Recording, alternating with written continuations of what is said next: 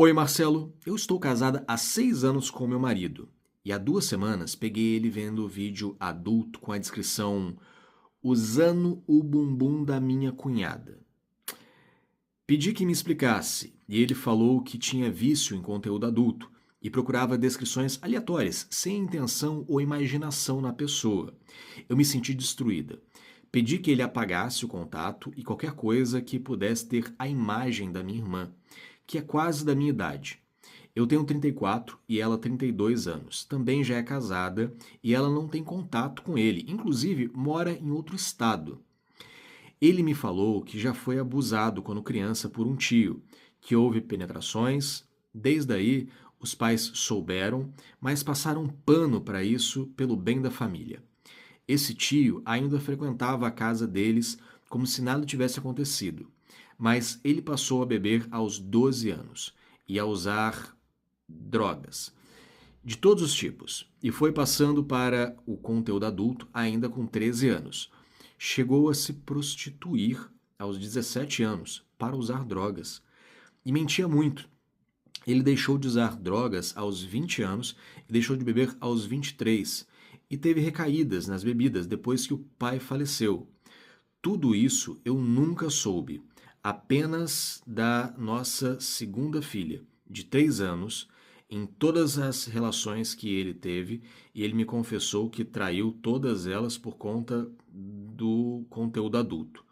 Segundo ele, fisicamente nunca saiu com ninguém durante o nosso relacionamento, mas que conversava com outras. Ele disse que queria parar com isso e me pediu uma segunda chance. Disse que iria procurar ajuda e que tentou outra vez, mas não conseguiu. Ele disse que não quer continuar assim e estar mergulhado no trabalho para não ter recaídas. Bloqueie os sites e a rede e me pediu para que colocasse a senha para que ele não soubesse. Mas ele trabalha com programação. Eu não sei se ele descobriria se esse desbloquear seria possível. Fica impossível para mim confiar no que ele fala. Temos um filho com autismo e eu não tenho renda, e ele quem sustenta as terapias que são muito caras. Eu não consigo mais beijar ele ou pegar na mão dele, mas não quero o meu filho autista, mas o meu filho autista é muito apegado a ele. Eu tenho medo que ele tenha regressão e volte a ficar sem falar, se caso a separação gere trauma nele e confunda muito ele, já que ele precisa de um ambiente previsível para viver bem. Com tudo isso, você acha que tem uma chance de se curar desse vício? Meu nome é Marcelo Bizarro, eu sou psicanalista e eu acho que você foi para muitos caminhos aqui nesse relato, moça. Você começa falando sobre o consumo de conteúdo adulto, mas especificamente um conteúdo em que ele busca por cunhada. E aí, bem, você tem uma irmã, então talvez seja sua cunhada. E aí depois você começa a descrever os abusos que essa pessoa sofreu, o uso de drogas, a prostituição. A...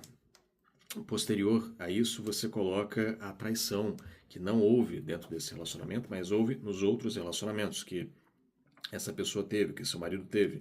E aí você coloca uma situação de vulnerabilidade, onde você não tem renda, a renda vem dele, você tem um filho autista, né? Quem é esse, como é que esse filho autista vai lidar com isso, como você vai lidar com isso? E eu percebo que na sua fala há essa grande insegurança, esse grande medo. E aí entra tudo como se fosse uma coisa só, mas são coisas completamente distintas aqui. Então, peraí, o que, que não pode ter? Né? Não pode ter consumo de conteúdo adulto, porque o conteúdo adulto leva à traição e a traição ele já se prostituiu, então talvez ele vai se prostituir. Entende? Começou a embolar esse monte de coisa aqui. E não são um, não está tudo no mesmo balaio, mas você está colocando meio que tudo no mesmo balaio. E aí é muito difícil a gente definir um caminho aqui quando a gente colocou tudo aqui no mesmo lugar. Né? É tudo igual, não é tudo igual, não está tudo misturado. Mas, vamos lá. Consumo de conteúdo adulto não tem absolutamente nada a ver com... Ah, mas é que ele começou com 13 anos. Olha, eu comecei com 13 anos. Marcelo, você consumiu, claro, na época em que ninguém falava sobre isso que eu queria tanto saber, né? Que é sobre esse grande tabu social, né? Ninguém pode falar sobre corpos, se tocar, ninguém pode falar sobre isso. Aí a gente chega e a internet fala assim, eu falo pra você, né? Eu falo, a revistinha vai lá e fala assim, eu falo, na minha época, né? É, então, a revistinha, né, o filme, a internet, os CDs, né, na época, ela falava, olha só, eu te conto aqui sobre essa coisa. Então, uau!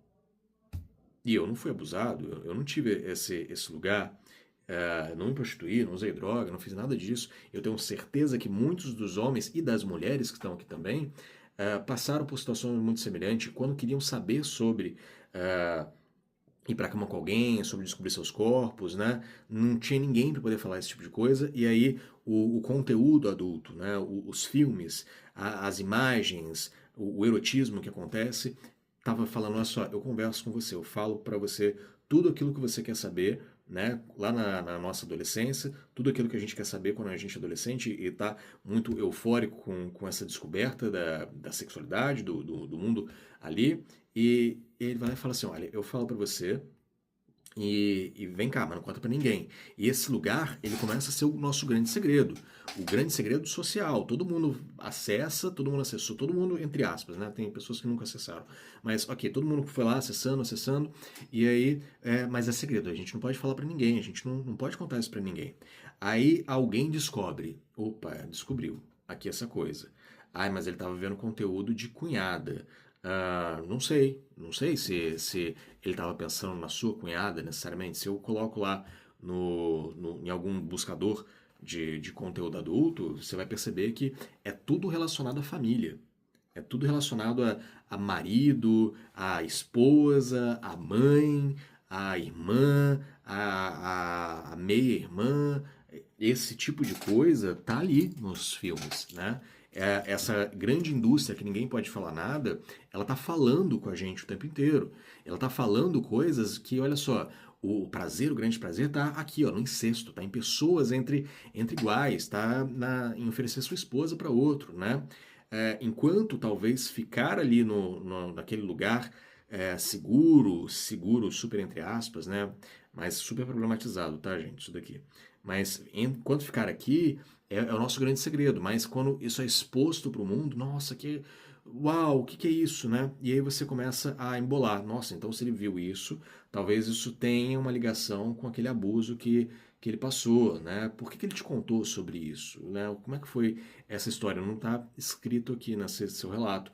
Quando foi? Como é que foi essa conversa? Será que ele confiou em você algo que era muito íntimo, muito difícil para ele, e aí você agora usa isso como um argumento de esse cara tá vendo? Tudo é sobre isso daqui, mas talvez não seja sobre isso, né? Eu entendo que é difícil essa situação. Eu imagino que aqui nos comentários já deve ter um monte de gente falando assim: meu Deus, separa, esse cara deve ser um monstro, esse cara.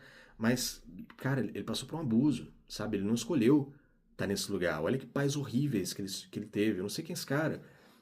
E se ele tá tentando ser uma pessoa melhor, de verdade, assim, e se ele só estava consumindo um conteúdo adulto, e se nas outras relações que ele teve traição por conta de alguma outra coisa, né, por conta de não sei o que, mas dentro dessa relação, poxa, ele abriu para você que dentro dessa relação ele não teve intenção, né? Mas que ele teve desejo, ele não foi lá e fez, ele não chegou a fazer. Então, que tipo de intimidade que essa pessoa está tendo com você, né, que vocês estão tendo, e como que você está usando essa intimidade para ter insegurança sobre ele, né? Ah, eu geralmente eu bato, né, quando eu acho que tem que bater, no marido que vocês mandam, na companheira que vocês mandam, mas eu também bato em vocês quando eu acho que vocês precisam tomar um chacoalhão. Eu acho que aqui tem um chacoalhão de, tá, é legítimo essa dor que você está sentindo, essa situação de vulnerabilidade, né, essa confusão que você está nesse momento, mas aí você começa a embolar um monte de coisa e aí eu já não sei mais o que é legítimo diante disso, porque a gente começou a colocar tudo no mesmo balaio e eu não sei se é o mesmo balaio? Será que é justo a gente colocar tudo como uma coisa só? Será que é realmente uma coisa só? Me parece que não, talvez não seja. Me parece, diante desse texto, não tenho o contato suficiente, né, com essa história, e eu nem vou ter. Então eu preciso jogar essa bola para você. O quanto isso que você descobriu há 2 semanas atrás não está afetando em todo o resto, né, dessa relação, ou o quanto essa relação já não está muito legal, e aí você descobriu mais isso, né, que aí só foi mais uma gotinha para esse copo que já estava quase derramando, e agora está derramando tudo, né? Não sei, não sei de verdade. Eu entendo que é difícil a gente passar por situações de abuso, assim como eu entendo que é difícil a gente estar com alguém que passou por uma situação de abuso. A gente, às vezes, não sabe muito bem como lidar com isso, né? Mas essa pessoa não escolheu isso daqui. Talvez ela pode estar, e eu não sei, tá? Pode ser que isso daqui seja quem... Ela se deu a partir disso e ela continua levando isso pra frente, né? Mas pode ser que ela tá lutando de verdade, que isso já não faz mais parte da vida dela, isso já não faz mais parte de quem ela é, isso não é o que ela carrega com ela, isso não é o que ela leva pra frente, né? Mas tem uma historinha que eu lembro quando eu, eu era da igreja católica, né? Eu ia lá, eu era bem novinho, né? Bem criancinha, aí tinha uma missa que era só pras crianças. Eu lembro, o padre era maluco, assim, o padre falava cada coisa, e essa história ele contou nessa missa para criança que eu ia. Eu tocava nessa missa. É, e aí ele contou uma historinha que era uma vez uma, uma prostituta, sim. Ele contou uma história de uma prostituta para crianças. Uma vez uma prostituta, ela procurou a igreja, aí um anjo apareceu para ela. E aí a prostituta estava chorando muito, ela falou assim, olha, eu quero parar com essa vida, eu quero mudar de vida. É, e tudo começou por conta do meu pai, lá atrás. Meu pai, ele abusou de mim. Sim, o padre contou essas coisas para uma missa de criança, né? Bem maluco. É, e aí, esse pai abusou de mim e por causa disso, hoje eu sou uma prostituta. Eu quero que Deus me cure, eu quero que Deus tire essa história, eu quero que Deus tire os abusos que eu sofri lá do meu pai. Aí o anjo vai lá e estala os dedos e faz a mágica acontecer. Aí, de repente, pum, tirou. Aquela história nunca mais aconteceu. Mas aí a mulher olha pro anjo e fala, mas eu continuo me sentindo puta, eu continuo me sentindo uma prostituta. O que aconteceu? Não funcionou. A história sumiu, mas eu continuo. Sim, porque aquela história foi só uma história. A partir daquilo você se construiu. Né? E aí já sou eu falando que eu acho que o padre não falaria tão, tão bem assim. Né? Mas a partir daquela história você se construiu. E você se construiu uma prostituta a partir daquilo. Tirar aquilo que aconteceu não faz de você menos prostituta agora, porque a sua história foi sendo escrita para que hoje você fosse uma prostituta. Você engajou com isso. Não é aquilo, só aquilo que fez você ser uma prostituta hoje. Foi uma série de coisas, foi uma série de escolhas que você continua fazendo constantemente para que você seja uma prostituta hoje. Para que você possa mudar, deixar de ser uma prostituta, você precisa mudar não só o seu jeito de interpretar aquilo dali, porque talvez isso não vai adiantar em nada, mas mudar de fato hoje. A partir de hoje, decidir que não vai mais pecar, né? Que não vai mais entrar na prostituição, que não vai mais se vender. E talvez o teu marido ele te contou algo que aconteceu lá atrás, mas que ele definiu parar essa história em algum momento da vida dele. Parar com o uso das drogas, parar com o uso da bebida, para que ele pudesse contar uma nova história, para ser quem ele é.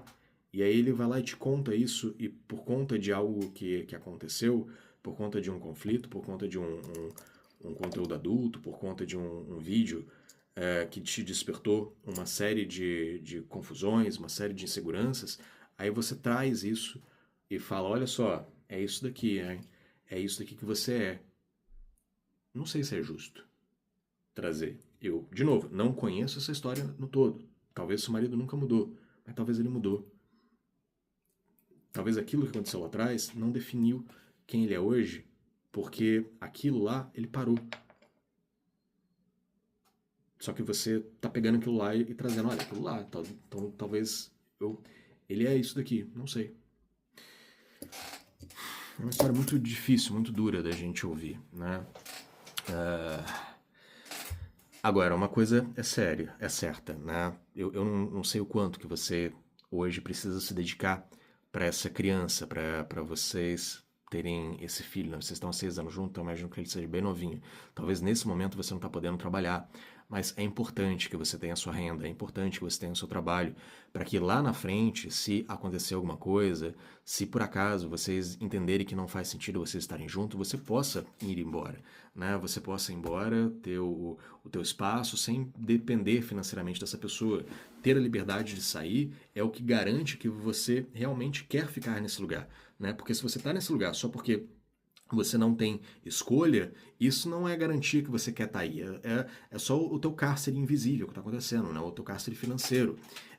Então, eu não sei como que é a tua vida hoje, tá? Por como que está estruturado, você não contou aqui na história, mas busca um lugar onde você tenha uma segurança financeira para poder entender se você realmente quer ficar aí, porque você gosta desse lugar, você gosta desse seu marido, você gosta da vida que vocês levam, ou se você quer ficar aí porque não tem outro lugar para você ir, você não tem escolha. Se não for aí, vai ser onde? Vai ser na casa de favor? Vai ser morando de favor? Vai ser morando de pensão? Vai ser brigando com teu marido? É importante a gente ter o nosso espaço, ter o nosso direito de escolher. E se a gente é tirado desse direito de escolher, né, a gente está aqui porque tem que estar aqui, a gente é obrigado a estar aqui, a gente não está escolhendo estar aqui. A gente está sendo forçado a estar aqui porque não tem outra escolha. Talvez isso também está pegando você. Então, muitos pontos que eu falei aqui, eu até me perdi em algum momento, mas é um balaio. É muita coisa que a gente colocou aqui como se fosse tudo junto e não é. Essa pessoa, por mais que ele tenha a complexidade dele, ele não é toda a complexidade dele em cada ato dele, né? Talvez seja um ato isolado, talvez. Não sei.